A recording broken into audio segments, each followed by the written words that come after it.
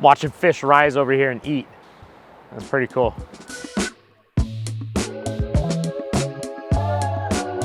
Hey everybody, welcome back to the channel. Today we're starting up a new series actually. We're gonna call it the First Friday Fish Report. And what better than to do that with a month that begins with an F, right? So this is gonna be the First Friday Fish Report for February, and that is a tongue twister. So I'm actually gonna break this up into 3 different sections. We're gonna start with the lower Kern River, and then we're gonna move on to Lake Isabella, and then to the upper Kern River. And that's kind of how this is all gonna play out. Now, when we're looking at the lower Kern River, right now they have been stocking pretty regularly with rainbow trout. And the trout fishing has actually been pretty decent. They did some repair work on the dam during December that lowered the flows just a little bit. But they are now back up. You can see behind me, they're about 600 CFS. We are expected to have rain for like the next 2 weeks. The lower Kern River shouldn't be too affected by that, although the road does tend to wash out a little bit. But with this being dam water released, it should stay relatively clear. As always, up here in the Kern River Canyon, redworms, night crawlers, mealworms, things like that, they're gonna tend to do pretty well. I try to avoid those whenever I'm targeting trout, mainly because you're likely to pick up another species of fish. Catfish, pike minnows, sunfish, different types of bass. And so unless I'm just up here to catch fish, I tend to avoid that. Now, if you do wanna catch fish, I recommend just coming up here with maybe like a 6-pound setup, you know, medium to light action rod, and then you're ready for something like that to happen. But when I'm targeting trout, I like to come up here with a lightweight setup, 4-pound or lower, and you know, just kind of target them specifically. I like to use things like mini jigs, tube jigs. I'm a big fan of just putting a mice tail on a jig-headed hook and just tossing it out there with no other weight and just kind of letting it drift. That tends to do really well. So really you want to use your best judgment as far as what are you willing to catch and what are you really after when bringing your setup up here. Now, this is just the first of the month, so if you do have any questions later on in the month, you want to know about your setup or something, put it in the comments. Hit me up on Instagram at roadandreel, and I'll do my best to get back to you and give you some of those recommendations.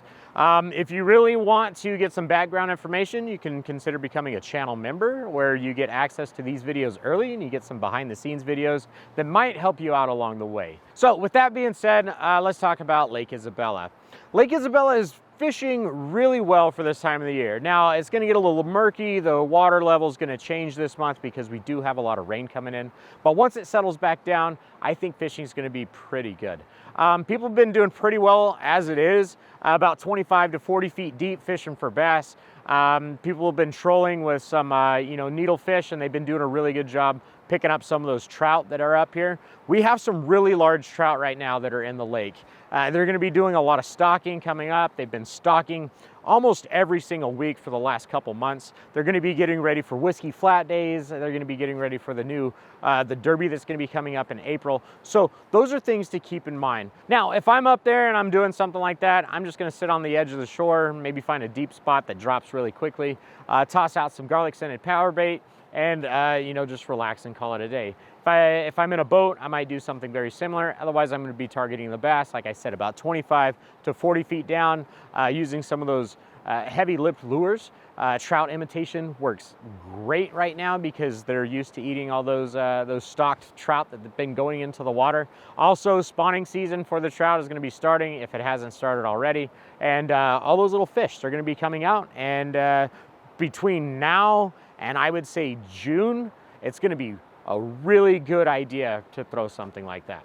So let's talk about the upper Kern River. The upper Kern is probably where I spend most of my time fishing. You've got that 20-mile section there that they stock very heavily in the wintertime, and that tends to bring a lot of the crowds to the campground areas. If you are curious on where those campground areas are or where they stock, go ahead and check out my video up here, and that's going to give you all the details that you need all along this river. Now, the upper Kern River has been fishing really well. Just like the lower Kern, they've been stocking it regularly, but they've been stocking it weekly, week in, week out for the last like 2 or 3 months.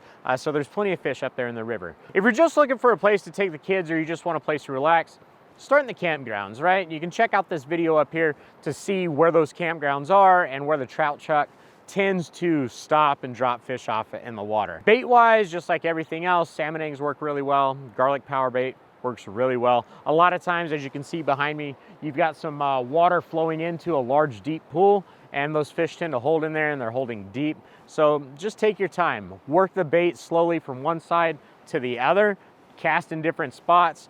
You know, just go out there and try something different. And I would say if you're not catching a fish within like the first 30 minutes or so, reel in, try something else, and cast it back out there. I will be doing a video in the future on different trout setups on what I recommend up here in the river. So make sure that you're subscribed so that you get that notification when that video comes out and you're ready to go. So fly fishing wise, I tend to focus more on the areas in between the campgrounds. I do that one reason because I like to avoid the crowds. I don't want to be out there where there's a lot of different lines that have broken off in the water that I'm going to tangle up in with my lightweight fly setup. I've been fishing a lot of double nymph rigs. I really like the double nymph rig. I can target multiple parts of the water column so that I can be sure to you know, drift by a fish wherever it's holding. Right now it's wintertime. These are cold-blooded fish, right? Cold-blooded animals. They're not moving very much, and they're trying to conserve as much energy as possible. And so it almost has to drift right in front of their face for them to take it. So just keep that in mind. If they're not hitting, fish multiple parts of every single hole, every single run. Nymph-wise, I've been doing really well on Frenchies. I've been doing really well on soft hackle stonefly nymph imitations. The squala up here, they're hatching, they're flying around midday. 11:30 to about 1:30, there's been hatches going on with those stoneflies. I've seen mayflies up here. And when we're talking about patterns, you know, there's mosquitoes, there's different types of white flies, there's gnats on the water. I would say start small and work your way up. If anything right now, it's not necessarily the imitation that's going to throw it off. It's going to be the size of your hook that's going to play the biggest part in that. So keep that in mind. So with all that being said, I don't charge anything for these fishing reports. So if you would just like to support this channel, just hit the like button, right? That's all it really takes, gets this video to take off. It spreads it around and more people get to see it. If you want to support it monetarily, you can send a super thanks. If you want some behind the scenes or maybe a little bit more background on this river or just early access to these videos, you can become a channel member. Next month is March, and March is when this river system really starts to kick off. Different hatches are happening. Fish start to move around, the water starts to warm up. If we don't get a crazy snow runoff or melt going on, this is when you can get up here, you can beat the crowds, and you can start to catch a lot of fish. So make sure that you're subscribed so that you're notified whenever this next video comes out. Again, that'll be the first Friday of March. And I really hope you all enjoyed it. I hope it helped. If you have any questions or if you have any concerns, throw it down in the comments, and I'll get to those as soon as I can. All right, that's it. Stay out of the water, stay safe, and I will catch you guys on the next one. Thanks for watching.